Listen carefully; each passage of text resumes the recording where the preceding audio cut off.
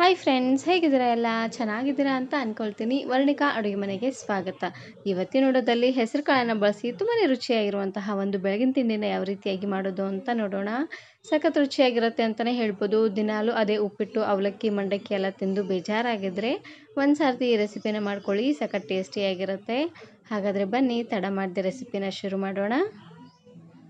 ಇದನ್ನು ಮಾಡಲಿಕ್ಕೆ ಮೊದಲು ನಾನಿಲ್ಲಿ ಒಂದು ಪ್ಯಾನ್ಗೆ ಖಾರವಾಗಿರುವಂತಹ 5-6 ಹಸಿರು ಮೆಣಸಿನಕಾಯಿನ ಒಂದರಲ್ಲಿ ಈ ರೀತಿಯಾಗಿ 2 ಭಾಗನ ಮಾಡಿ ಹಾಕ್ಕೊಳ್ತಾ ಇದ್ದೀನಿ. ಪೂರ್ತಿ ದೊಡ್ಡದಾಗಿದ್ದರೆ 3 ಅಥವಾ 4 ಪೀಸಾಗಿ ಈ ರೀತಿಯಾಗಿ ಮುರ್ಕೊಂಡು ಹಾಕ್ಕೊಳ್ಳಿ. ಪೂರ್ತಿ ಇಡೀವೇ ಹಾಕ್ಕೊಂಡ್ಬಿಟ್ರೆ ಹುರಿಯಬೇಕಾದ್ರೆ ಸಿಡಿಯುತ್ತೆ. ಹಾಗಾಗಿ ಇದಕ್ಕೆ ಸ್ವಲ್ಪ ಎಣ್ಣೆನ ಹಾಕ್ಕೊಂಡು ಲೋ ಫ್ಲೇಮ್ನಲ್ಲೇ ಇಟ್ಟು ಚೆನ್ನಾಗಿ ಇದನ್ನು ಹುರ್ಕೊಂಡು ತಗೊಳ್ಬೇಕು.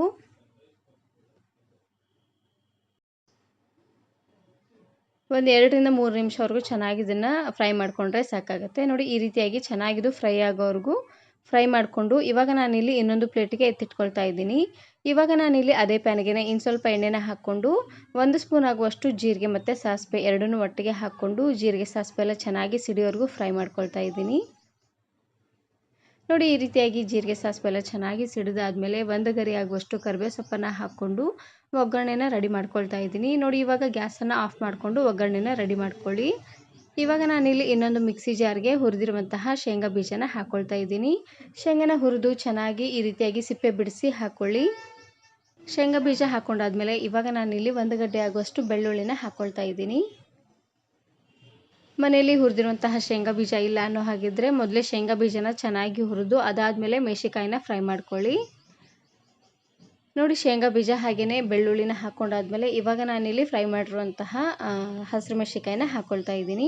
ಹಸಿರು ಮೆಣಸಿನಕಾಯಿ ಪೂರ್ತಿ ತಣ್ಣಗಾದ್ಮೇಲೆ ಹಾಕ್ಕೊಳ್ಬೇಕು. ಸ್ವಲ್ಪ ಬಿಸಿ ಇರುವಾಗಲೇ ಹಾಕ್ಕೊಂಡ್ರೆ ಚೆನ್ನಾಗಿರೋದಿಲ್ಲ. ಹಾಗಾಗಿ ಇದು ಸ್ವಲ್ಪ ಹೊತ್ತು ಆರಿಟ್ಟು ಅದಾದಮೇಲೆ ಹಾಕ್ಕೊಳ್ಳಿ. ಹಾಗೆಯೇ ಇದರ ಜೊತೆಗೆ ನಾನಿಲ್ಲಿ 2 ಗರಿ ಆಗುವಷ್ಟು ಕರಿಬೇವು ಸೊಪ್ಪು ಹಾಗೆಯೇ ಸ್ವಲ್ಪ ಕೊತ್ತಂಬರಿ ಸೊಪ್ಪನ್ನು ಹಾಕ್ಕೊಳ್ತಾ ಇದ್ದೀನಿ. ಇದಕ್ಕೆ ಸ್ವಲ್ಪ ರುಚಿಗೆ ತಕ್ಕಷ್ಟು ಉಪ್ಪನ್ನು ಹಾಕ್ಕೊಂಡಿದ್ದೀನಿ. ಉಪ್ಪನ್ನು ಹಾಕಿರುವಂತಹ ವಿಡಿಯೋ ಕ್ಲಿಪ್ ಮಿಸ್ ಆಗಿದೆ.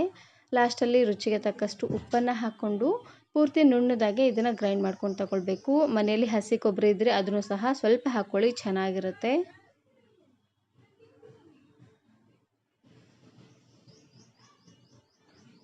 ಇವಾಗ ನಾನಿಲ್ಲಿ ಇನ್ನೊಂದು ಸಣ್ಣ ಮಿಕ್ಸಿ ಜಾರಿಗೆ ನೆನೆಸಿರುವಂಥ ಹೆಸರು ಕಾಳನ್ನು ಹಾಕ್ಕೊಳ್ತಾ ಇದ್ದೀನಿ. ನಾನಿಲ್ಲಿ ಒಟ್ಟು 1 ಕಪ್ ಆಗುವಷ್ಟು ಹೆಸರು ಕಾಳನ್ನು ಹಾಕ್ಕೊಳ್ತಾ ಇದ್ದೀನಿ. ಹೆಸರು ಕಾಳನ್ನು ಚೆನ್ನಾಗಿ ತೊಳೆದು ರಾತ್ರಿನೇ ನೆನೆಸಿ ಬೆಳಗ್ಗೆ ಅಷ್ಟೊತ್ತಿಗೆ ಮಾಡ್ಕೊಳ್ಳಿ, ಚೆನ್ನಾಗಿರುತ್ತೆ.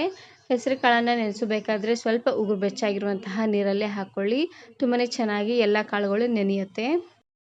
ಇವಾಗ ನಾನಿಲ್ಲಿ ಖಾರವಾಗಿರುವಂತಹ 4-5 ಹಸಿರು ಮೆಣಸಿನಕಾಯಿ, ಕರಿಬೇವು ಸೊಪ್ಪು, ಕೊತ್ತಂಬರಿ ಸೊಪ್ಪು ಹಾಗೆಯೇ 3 ಇಂಚ್ ಆಗುವಷ್ಟು ಶುಂಠಿ, 2 ಗಡ್ಡೆ ಆಗುವಷ್ಟು ಬೆಳ್ಳುಳ್ಳಿ ಇವೆಲ್ಲವನ್ನು ಹಾಕ್ಕೊಂಡು ರುಬ್ಕೊಳ್ತಾ ಇದ್ದೀನಿ. ಇವೆಲ್ಲ ಮಸಾಲೆನ ಹಾಕ್ಕೊಳ್ಳಿ, ಚೆನ್ನಾಗಿರುತ್ತೆ. ಮನೆಯಲ್ಲಿ ಪುದೀನ ಸೊಪ್ಪಿದ್ರೆ ಅದನ್ನು ಸಹ ನೀವು ಇಲ್ಲಿ ಹಾಕ್ಕೊಳ್ಬೋದು. ಎಲ್ಲವನ್ನು ಹಾಕ್ಕೊಂಡು ಇದಕ್ಕೆ ಸ್ವಲ್ಪ ನೀರನ್ನು ಹಾಕ್ಕೊಂಡು ಪೂರ್ತಿ ನುಣ್ಣದಾಗೆ ಇದನ್ನು ಗ್ರೈಂಡ್ ಮಾಡ್ಕೊಳ್ತಾ ಇದ್ದೀನಿ. ಇವಾಗ ನಾನಿಲ್ಲಿ ಆವಾಗಲೇ ಮಾಡಿಟ್ಟಿರುವಂತಹ ಒಗ್ಗರಣೆಗೆ ಚಟ್ನಿನ ಹಾಕ್ಕೊಳ್ತಾ ಇದ್ದೀನಿ. ನಾನು ಆವಾಗಲೇ ಶೇಂಗಾ ಚಟ್ನಿನ ಮಾಡಿದ್ದೆ ನೋಡಿ, ಅದನ್ನು ಹಾಕ್ಕೊಳ್ತಾ ಇದ್ದೀನಿ. ಒಗ್ಗರಣೆ ಎಲ್ಲ ಸ್ವಲ್ಪ ತಣ್ಣಗಾದ್ಮೇಲೆ ಹಾಕ್ಕೊಳ್ಳಿ. ಪೂರ್ತಿ ಬಿಸಿ ಇರುವಾಗಲೇ ಹಾಕ್ಕೊಂಡ್ಬಿಟ್ರೆ ಚಟ್ನಿ ಎಲ್ಲ ಪ್ಯಾನಿಗೆ ಅಂಟೋಗ್ಬಿಡುತ್ತೆ. ಹಾಗಾಗಿ ಇದಕ್ಕೆ ನಾನಿಲ್ಲಿ ಸ್ವಲ್ಪ ನೀರನ್ನು ಹಾಕ್ಕೊಂಡು ಈ ರೀತಿಯಾಗಿ ಚಟ್ನಿನ ರೆಡಿ ಮಾಡ್ಕೊಳ್ತಾ ಇದ್ದೀನಿ. ಗಟ್ಟಿ ಚಟ್ನಿನಾದರೂ ಮಾಡ್ಕೊಬೋದು, ಇಲ್ಲಾಂದರೆ ಈ ರೀತಿಯಾಗಿ ಸ್ವಲ್ಪ ಮೀಡಿಯಮ್ ಆಗಾದರೂ ಮಾಡ್ಕೊಬೋದು. ಇದು ಪೂರ್ತಿ ಗಟ್ಟಿಯಾಗಿದ್ದರೆ ಚೆನ್ನಾಗಿರೋದಿಲ್ಲ ನೋಡಿ, ಹಾಗಾಗಿ ಸ್ವಲ್ಪ ನೀರನ್ನು ಹಾಕ್ಕೊಳ್ತಾ ಇದ್ದೀನಿ. ಇವಾಗ ನಾನಿಲ್ಲಿ ಉಳಿದಿರುವಂತಹ ದೋಸೆ ಹಿಟ್ಟಿಗೆ ಅರ್ಧ ಚಮಚ ಆಗುವಷ್ಟು ಸಕ್ಕರೆನ ಹಾಕ್ಕೊಳ್ತಾ ಇದ್ದೀನಿ. ಸಕ್ಕರೆನ ಹಾಕೋದ್ರಿಂದ ಕಲರ್ ಅಂತೂ ತುಂಬಾ ಚೆನ್ನಾಗಿ ಬರುತ್ತೆ. ಹಾಗಾಗಿ ಸಕ್ಕರೆನ ಹಾಕ್ಕೊಳ್ತಾ ಇದ್ದೀನಿ. ಹಾಗೆಯೇ ಇದರ ಜೊತೆಗೆ ರುಚಿಗೆ ತಕ್ಕಷ್ಟು ಉಪ್ಪು, 1 ಚಿಟಿಕೆ ಆಗುವಷ್ಟು ಅಡುಗೆ ಸೋಡಾನ ಹಾಕ್ಕೊಂಡು ಮಿಕ್ಸ್ ಮಾಡ್ಕೊಳ್ತಾ ಇದ್ದೀನಿ. ಹಿಟ್ಟು ಪೂರ್ತಿ ತೆಳ್ಳದಾಗೂ ಬೇಡ, ಪೂರ್ತಿ ಗಟ್ಟಿಯಾಗೂ ಬೇಡ. ನೋಡಿ, ಈ ಕನ್ಸಿಸ್ಟೆನ್ಸಿಲಿದ್ದರೆ ಸಾಕಾಗುತ್ತೆ. ಇವಾಗ ನಾನಿಲ್ಲಿ ಆವಾಗಲೇ ರುಬ್ಬಿರುವಂತಹ ಹೆಸರು ಕಾಳಿನ ಮಿಶ್ರಣ ಇತ್ತು ನೋಡಿ, ಅದನ್ನು ಹಾಕ್ಕೊಳ್ತಾ ಇದ್ದೀನಿ. ಹೆಸರು ಕಾಳು, ಶುಂಠಿ, ಬೆಳ್ಳುಳ್ಳಿ ಹಾಗೆಯೇ ಹಸಿರು ಮೆಣಸಿನಕಾಯಿನ ಹಾಕ್ಕೊಂಡು ರುಬ್ಕೊಂಡಿದ್ವಿ ನೋಡಿ, ಆ ಮಿಶ್ರಣನ ದೋಸೆ ಹಿಟ್ಟಿಗೆ ಹಾಕ್ಕೊಳ್ತಾ ಇದ್ದೀನಿ. ದೋಸೆ ಹಿಟ್ಟಿಗೆ ಹಾಕ್ಕೊಂಡು ಚೆನ್ನಾಗಿ ಇದನ್ನು ಮಿಕ್ಸ್ ಮಾಡ್ಕೊಂಡು ತಗೊಳ್ಬೇಕು. ಪೂರ್ತಿ ಹೆಸರು ಕಾಳನ್ನು ರುಬ್ಬಿ ದೋಸೆ ಮಾಡಿದ್ರೆ ಅದೇ ಒಂಥರ ಟೇಸ್ಟ್ ಬೇರೆಯೇ ಬರುತ್ತೆ. ಈ ರೀತಿಯಾಗಿ ಹಿಟ್ಟಿಗೆ ಹಾಕ್ಕೊಂಡು ಮಾಡಿಕೊಂಡ್ರೆ ಇದೇ ಒಂಥರ ಟೇಸ್ಟ್ ಬೇರೆ ಬರುತ್ತೆ ಅಂತಲೇ ಹೇಳ್ಬೋದು. ರುಬ್ಬಿರುವಂತಹ ಮಿಶ್ರಣನ ಹಾಕ್ಕೊಂಡು ಚೆನ್ನಾಗಿ ಇದನ್ನು ಈ ರೀತಿಯಾಗಿ ಮಿಕ್ಸ್ ಮಾಡ್ಕೊಂಡು ತಗೊಳ್ಬೇಕು. ಇದರಲ್ಲಿ ನೀವು ದೋಸೆ ಅಥವಾ ಪಡ್ಡು ಯಾವುದಾದ್ರೂ ಮಾಡ್ಕೊಬೋದು, ಚೆನ್ನಾಗಿರುತ್ತೆ. ನಿಮಗೆ ಬೇಕು ಅಂದರೆ ಇದಕ್ಕೆ ಸ್ವಲ್ಪ ಈರುಳ್ಳಿ ಹಾಗೆಯೇ ಹಸಿರು ಮೆಣಸಿನಕಾಯಿ, ಕೊತ್ತಂಬರಿ ಸೊಪ್ಪನ್ನು ಹಾಕ್ಕೊಂಡು ಸಹ ಮಾಡ್ಕೊಬೋದು, ಅದು ಕೂಡ ತುಂಬಾ ಚೆನ್ನಾಗಿರುತ್ತೆ. ಇವಾಗ ನಾನಿಲ್ಲಿ ದೋಸೆ ಹಂಚಿಗೆ ಸ್ವಲ್ಪ ಎಣ್ಣೆನ ಹಾಕ್ಕೊಂಡು ಈ ರೀತಿಯಾಗಿ ನೀಟಾಗಿ ಹಂಚಿನ ತುಂಬ ಸ್ಪ್ರೆಡ್ ಮಾಡ್ಕೊಳ್ತಾ ಇದ್ದೀನಿ. ಈ ರೀತಿಯಾಗಿ ಮಾಡಿಕೊಂಡು ಇದಕ್ಕೇ ಸ್ವಲ್ಪ ನೀರನ್ನು ಹಾಕ್ಕೊಂಡು ದೋಸೆನ ಹಾಕ್ಕೊಳ್ತಾ ಇದ್ದೀನಿ. ಮೊದಲು ಹಂಚು ಚೆನ್ನಾಗಿ ಕಾದಾದ್ಮೇಲೆ ಸ್ವಲ್ಪ ಎಣ್ಣೆನ ಹಾಕ್ಕೊಂಡು ಬಿಸಿ ಮಾಡ್ಕೊಳ್ಬೇಕು. ಈ ರೀತಿಯಾಗಿ ಮಾಡೋದ್ರಿಂದ ದೋಸೆ ಸ್ವಲ್ಪನೂ ಅಂಟೋದಿಲ್ಲ, ಚೆನ್ನಾಗಿ ಬರುತ್ತೆ. ಇವಾಗ ನಾನಿಲ್ಲಿ ದೋಸೆ ಹಿಟ್ಟನ್ನು ಹಾಕ್ಕೊಂಡು ಸ್ವಲ್ಪ ಮೀಡಿಯಮ್ ಆಗಿ ಮಾಡ್ಕೊಳ್ತಾ ಇದ್ದೀನಿ. ಇದು ಪೂರ್ತಿ ದಪ್ಪದಾಗೂ ಬೇಡ, ಪೂರ್ತಿ ತೆಳ್ಳದಾಗೂ ಬೇಡ. ದೋಸೆ ಸ್ವಲ್ಪ ಕ್ರಿಸ್ಪ್ ಆಗಬೇಕು ಅನ್ನೋ ಹಾಗಿದ್ರೆ ಉರಿನ ಪೂರ್ತಿಯಾಗಿ ಲೋ ಫ್ಲೇಮ್ನಲ್ಲೇ ಇಟ್ಟು 1 ರಿಂದ 2 ನಿಮಿಷವರೆಗೂ ಲೋ ಫ್ಲೇಮ್ನಲ್ಲೇ ಇಟ್ಟು ಬೇಯಿಸ್ಕೊಳ್ಬೇಕು. ದೋಸೆ ಸ್ವಲ್ಪ ಸಾಫ್ಟ್ ಆಗಬೇಕು ಅನ್ನೋ ಹಾಗಿದ್ರೆ ಉರಿನ ಪೂರ್ತಿಯಾಗಿ ಹೈ ಫ್ಲೇಮ್ನಲ್ಲೇ ಇಟ್ಟು ಬೇಯಿಸ್ಕೊಳ್ಳಿ. ಈ ರೀತಿಯಾಗಿ ಮಾಡೋದ್ರಿಂದ ದೋಸೆ ತುಂಬಾ ಸಾಫ್ಟಾಗಿ ಚೆನ್ನಾಗಿ ಬರುತ್ತೆ.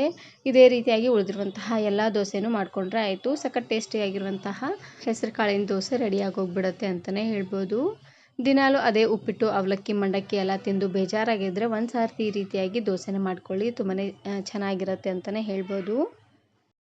ದೋಸೆ ಹಿಟ್ಟನ್ನು ರುಬ್ಬಬೇಕಾದ್ರೆ ಸ್ವಲ್ಪ ಜಾಸ್ತಿ ಎಣ್ಣೆಗೆ ಮಾಡ್ಕೊಂಡಿರ್ತೀವಿ. ಉಳಿದಿರುವಂತಹ ದೋಸೆ ಹಿಟ್ಟಿಂದ ಈ ರೀತಿಯಾಗಿ ಹೆಸರು ಕಾಳಿನ ದೋಸೆನ ಮಾಡ್ಕೊಳ್ಳಿ, ತುಂಬಾ ಚೆನ್ನಾಗಿರುತ್ತೆ. ಹಿಟ್ಟನ್ನು ಹಾಕ್ಕೊಂಡು ಮೇಲ್ಗಡೆ ತುಪ್ಪ, ಬೆಣ್ಣೆ, ಎಣ್ಣೆ ಯಾವುದಾದ್ರೂ ನೀವು ಇಲ್ಲಿ ಹಾಕ್ಕೊಳ್ಬೋದು. ನಾನು ಇದೇ ರೀತಿ ಬಹಳಷ್ಟು ವೆರೈಟಿ ಆಗಿರುವಂತಹ ದೋಸೆ ರೆಸಿಪೀಸ್ನ ಅಪ್ಲೋಡ್ ಮಾಡಿದ್ದೀನಿ. ವಿಡಿಯೋ ನೋಡಿಲ್ಲ ಅಂದರೆ ಈ ವಿಡಿಯೋ ಕೊನೆಯಲ್ಲಿ ಹಾಕಿರ್ತೀನಿ, ನೋಡಿ ಚೆಕ್ ಮಾಡಿ. ಹಾಗೆಯೇ ಈ ವಿಡಿಯೋ ಇಷ್ಟ ಆದರೆ ಈಗಲೇ ಒಂದು ಲೈಕ್ ಬಟನನ್ನು ಕ್ಲಿಕ್ ಮಾಡಿ, ಫ್ರೆಂಡ್ಸ್ ಆ್ಯಂಡ್ ಫ್ಯಾಮಿಲಿ ಜೊತೆಗೆ ಶೇರ್ ಮಾಡಿ. ಹಾಗೆಯೇ ಮತ್ತಷ್ಟು ಹೊಸ ರೆಸಿಪಿಗಾಗಿ ವರ್ಣಿಕಾ ಅಡುಗೆ ಮನೆ ಯೂಟ್ಯೂಬ್ ಚಾನಲನ್ನು ಸಬ್ಸ್ಕ್ರೈಬ್ ಮಾಡ್ಕೊಳ್ಳಿ. Thanks for watching.